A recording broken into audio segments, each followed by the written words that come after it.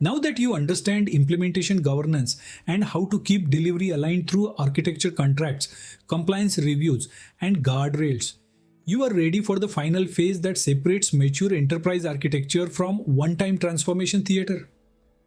Architecture change management is where you keep architecture current in a world where product teams ship continuously, priorities shift frequently, and new risks appear without warning. If you treat architecture as something you complete once and file away, it will decay and lose trust. If you treat architecture as a living decision system, you will keep the enterprise aligned, resilient, and cost effective through constant change. Building on that reality, you should see phase H as a balance between stability and adaptability. The enterprise needs stable guardrails so teams can move fast without creating chaos. But it also needs the ability to evolve when strategy, regulation, threats, and technology change. Phase H is the governance and decision making system that manages that evolution. It ensures architecture principles, standards, roadmaps, and building blocks remain relevant. And it ensures changes to architecture direction are made transparently with accountability. In leadership terms, Phase H prevents architecture from becoming stale and prevents delivery from drifting into uncontrolled sprawl. With the purpose clear, you need to understand why architecture becomes outdated in real organizations. Architecture goes stale when product teams make local decisions that are not captured, when exceptions are granted and never revisited, and when the organization changes its strategy but does not update its architecture direction. Drift also happens when standards do not evolve, so teams work around them rather than with them. Another cause is silent decisions, where people choose new tools or patterns without governance, and those choices spread informally. Phase H exists to bring these changes back into an explicit, governable process so the enterprise can learn, adapt, and remain coherent. Now that you understand the staleness problem, you need the right goal. Your goal is not perfect documentation. Your goal is useful architecture that supports decisions, governance, and delivery. Useful architecture means the enterprise knows what direction it is heading, what guardrails apply, what patterns are approved, and how exceptions are handled. It also means that the content people rely on is current enough to be trusted. Phase H is where you decide what must be maintained rigorously, what can be maintained lightly, and what should be retired. This is how you avoid architecture rot and keep architecture as a practical discipline rather than a documentation burden. With usefulness as your goal, you need to define change triggers so updates happen at the right time. Triggers can be business driven, such as a new strategic direction, a merger, a new product operating model, or a cost reduction mandate. Triggers can be risk driven, such as a major security incident, an audit finding, or a regulatory change. Triggers can be technology driven, such as platform end of life, vendor roadmap shifts, or new integration requirements. Triggers can also be operational, such as rising incident rates or poor service reliability. In Phase H, you treat triggers as signals that architecture direction, standards, or roadmaps may need revision. Now that triggers are defined, you need a steering mechanism that can respond quickly without becoming a heavy committee. In Phase H, governance should act like a steering system that makes timely adjustments and keeps the enterprise on course. You define who can propose changes, who evaluates them, and who approves them. You also define how often architecture direction is reviewed and how urgent changes are handled outside normal cycles. The goal is to keep governance responsive and trusted, so product teams see it as support rather than friction. When governance is responsive, teams bring changes early. When governance is slow, teams bypass it and architecture becomes irrelevant. With governance designed for responsiveness, you need to integrate architecture into how product teams work. Product teams live in continuous delivery and they resist anything that feels like stage gates. Your role is to provide guardrails, patterns, and decision support that fit their rhythm. You align architecture checkpoints with product planning, such as quarterly planning or major release milestones, so governance feels natural. You also focus on decisions that matter, such as identity and access, data ownership, integration patterns, and operational readiness. When you work this way, product teams stop seeing architecture as a separate process and start seeing it as a helpful part of delivery that reduces risk and rework. Now that you are aligned to product cadence, you need to manage standards as living guardrails. Standards fail when they become outdated and disconnected from how teams build. In phase H, you review standards periodically and update them when evidence shows they are no longer effective or when new risks emerge. You also retire standards that create friction without benefit. The key is to protect the intent of standards, such as security, resilience, and interoperability, while allowing the specifics to evolve. When standards evolve responsibly, teams adapt them willingly because they remain practical. With standards evolving, you also need to manage architecture building blocks as reusable assets. Building blocks include reference architectures, approved patterns, shared platform services, and standard integration approaches. In phase H, you treat building blocks like products. They have owners, they have versions, and they improve based on feedback and operational learning.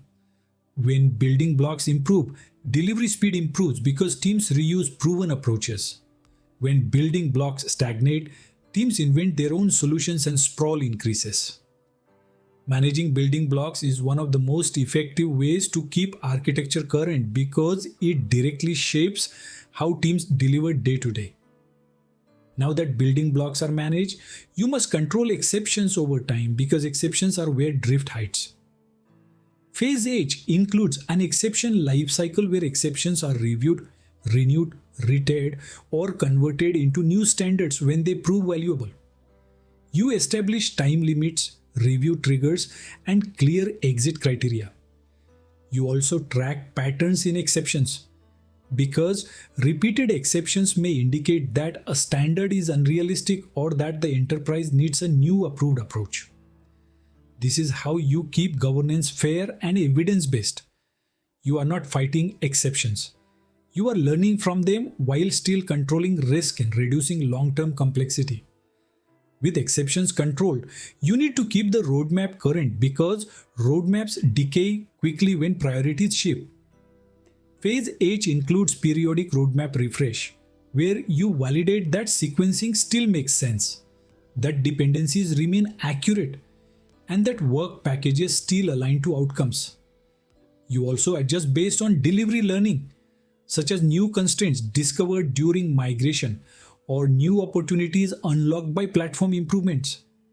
The refresh is not a rewrite, it is a calibration. You keep stable direction while updating what must change so leaders can trust the roadmap and teams can plan realistically.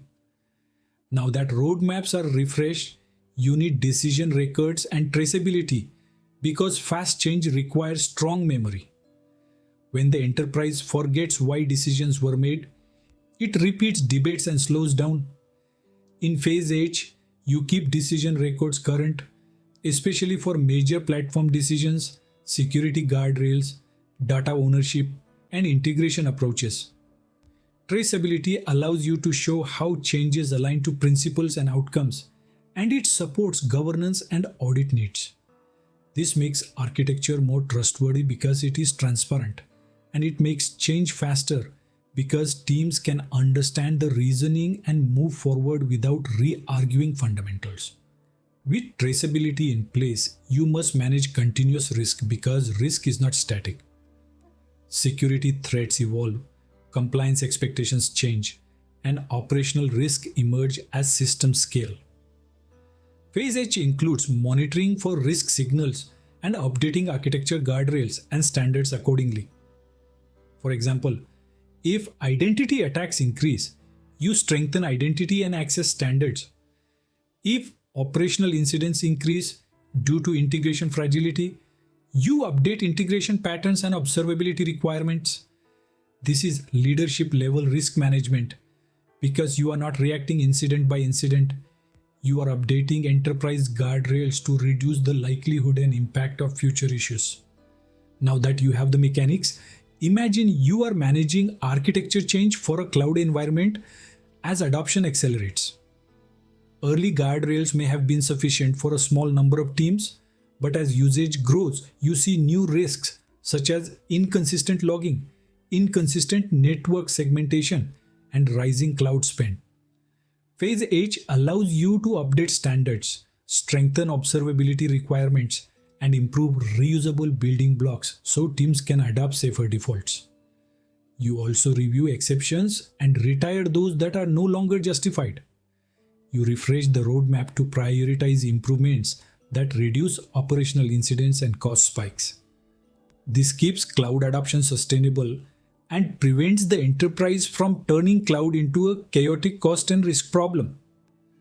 Building on the cloud example, consider an enterprise moving to a product operating model where teams deliver continuously. Architecture cannot function as a periodic approval gate. In Phase H, you embed architecture decision points into product planning and major release milestones. You keep guardrails and patterns lightweight and easy to adopt, so teams stay within standards by default. You use exception trends to learn where standards need improvement. You update the roadmap based on product strategy shifts and delivery feedback. This is how architecture stays relevant in continuous delivery. You act like a steering function that keeps direction stable while allowing fast iteration. With examples clear, you need success signals because Phase H is easy to misunderstand as endless governance. You know it is working when architecture standards are adopted willingly because they remain practical. You know it is working when the volume of exceptions decreases or becomes more time-bound because teams can use approved patterns. You know it is working when product teams engage early for major decisions because they trust governance. You know it is working when incident trends improve because guardrails and observability evolve with risk. You know it is working when roadmaps remain credible and regularly refreshed because leaders can still fund and prioritize with confidence. These signals show that architecture is alive and influencing enterprise behavior. Let's now discuss the key takeaways from what you learned so far so you can apply it immediately. You learned that Phase H architecture change management is the discipline that keeps architecture current in a world of continuous delivery and constant enterprise change. You learned that Phase H protects direction while allowing evolution by updating principles, standards, roadmaps, and building blocks through a responsive governance system. You learned why architecture goes stale through drift, silent decisions, and exceptions that never expire, and how Phase H makes those changes explicit and governable. You learn to define change triggers, so updates happen when strategy, risk, operations, or technology shifts. You learned how to work with product teams by fitting architecture into their planning rhythm and focusing on high-impact decisions rather than controlling everything. You learned how living standards and building blocks improve reuse and speed, and how an exception lifecycle prevents temporary deviations from becoming permanent risk. Finally, you learned that roadmap refresh, decision records, and continuous risk management are what keep architecture trusted, measurable, and aligned to enterprise outcomes over time. Now that you understand how to run Phase H architecture change management to keep architecture current with product teams and continuous change, you are ready to turn enterprise architecture into a living capability rather than a one-time deliverable. Subscribe to the channel, like this video, share it with your architecture and delivery peers, and comment with the biggest reason architecture goes stale in your organization today, such as outdated standards, untracked exceptions, or product teams bypassing governance, and what you think would fix it?